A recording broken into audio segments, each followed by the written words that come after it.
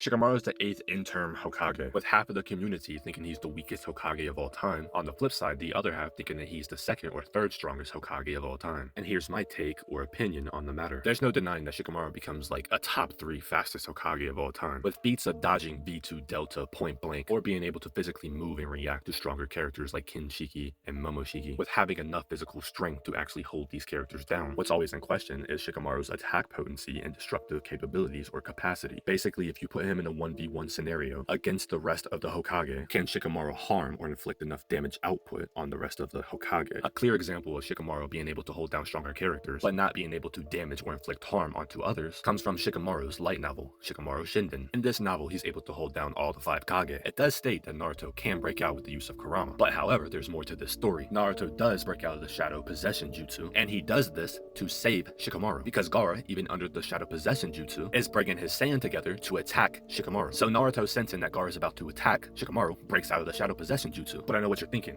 At least he's able to hold down the 5 Kage to some extent. And maybe sure, that would actually be impressive, but later on, Shikamaru, in a fit of rage, goes to use Shadow Strangle Jutsu, or Shadow Stitching Jutsu, on a tree.